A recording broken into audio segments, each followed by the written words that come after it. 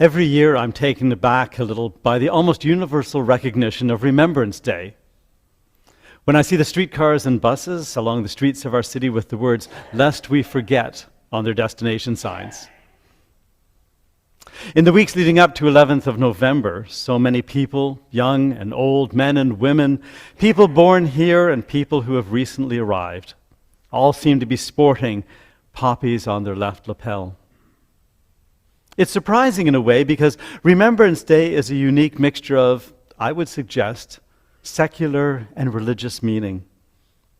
We see Christians and Sikhs and Muslims, of people of many faiths and people of no faith wearing poppies.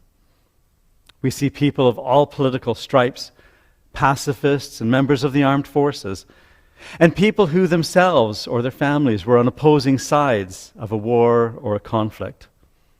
They pause for a few minutes of silence and respect the 11th hour of the 11th day of the 11th month, as Diane had described for us. Remembrance Day seems to transcend the religious and secular definitions and boundaries that so often separate us. This sacred act of remembrance, of acknowledging loss, honoring the fallen, and hoping, working, and yes, even praying for peace, binds us together. Out of the horror and tragedy and devastating loss of war, beyond the victors and the defeated, grace begins to emerge like a snowdrop amidst the snow, or like a poppy in a field of mud and death. Even for the non-religious, remembrance is a sacred act, I believe, because it speaks to our very hearts and our souls.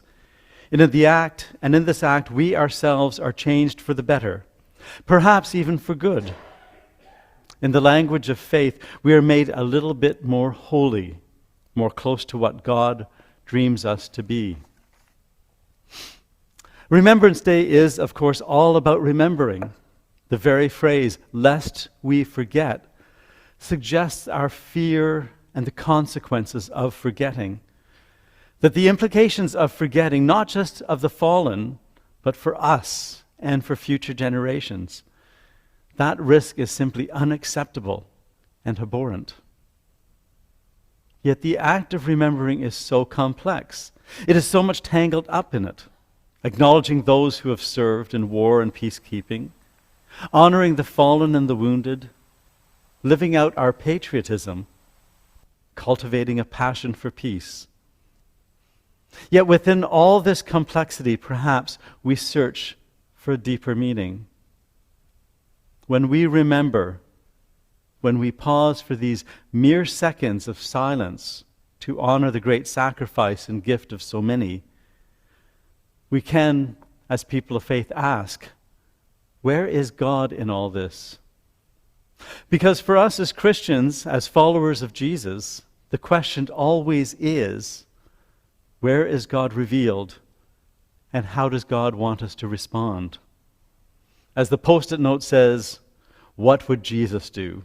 Or to paraphrase that, what would Jesus have us do? Two incidents in Jesus' life and ministry stand out for me when I think of remembering. First, when Jesus serves his disciples at the Last Supper, he offers them bread and wine. And as he does this, he commands them and us to do this in remembrance of me. It's a very decisive phrase that is the foundation of our sacrament of communion. Jesus takes these incredibly ordinary things, a bit of bread and a bit of grape juice, and changes them forever into something so extraordinary that connects us to him and us to all Christians across all time and all places. Theologians have argued for millennia about what happens to the bread and the wine in communion. But for me, that's not the real question. The real question is what happens to us when we take the bread and wine and when we remember Jesus. The second incident is just a few days later in Jesus' life. In fact, it is on the very day that he dies on the cross. hanging there in agony and defeat, crucified between two robbers or bandits or bad guys. One of the thieves turns to him and says, "Jesus, remember me when you come into your kingdom." The repentant thief pleads for Jesus to remember him, confident that in being remembered, he will be redeemed and he will be saved. And Jesus turns to him and says, "I will remember you, and in this day you will be in paradise." And the bargain has been made. The deal has been sealed. The act of remembering instills both peace and hope in the dying man, in the dying men. The act of remembering is in many ways, I believe, akin to prayer. As a minister, I'm often asked, does prayer really work? Or someone says, I prayed for something and it didn't happen. My daughter got sick. My father died. I didn't get the job I wanted. And there's so much evil in the world. What happened to my prayer? Now, I do believe in my heart that prayer works, but it doesn't get you everything you want. There's a great old Joni Mitchell song. "Oh Lord, won't you buy me a Mercedes-Benz? My friends all have Porsches and I must make amends." Well, I still don't have a Mercedes-Benz myself. I haven't been praying for one. I have a bit of a clunker of a Volkswagen. But it isn't about getting what you want. Sometimes it's not even getting about what you need. But prayer, like remembrance, transforms us. All the flag waving and the minutes of silence and all the poppies and singing of old hymns are meaningless to those who died in the trenches 150 years ago. But for us the living, for those of us that live both in the shadow of war and in the sunlight of peace, wrought out of war, we are transformed by these actions. We are, I dare say, made sacred because in our remembering, as in our prayers, we see that we are the hands and feet of those who have fallen to ensure that never again is the reality. In our prayers, we are God's hands and feet to take up the cross and defeat the powers of darkness that endeavor to consume the world.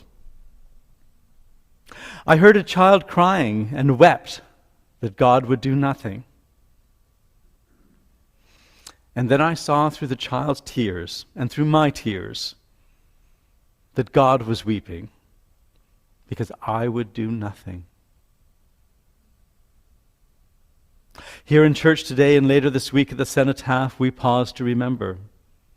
We remember because in remembering alongside others, we are both honoring the past and shaping the future. And in our remembering, as in our prayers, we are opening ourselves up to transformation. If our remembrance, if our prayers are anything more than symbols, then we honor the fallen, we honor God, and we determine ourselves to be active and sacred actors and vessels of grace. That is God's gift to each of us and our gift to the world. And that is how we build God's kingdom of peace and justice and love. May it be so. Amen.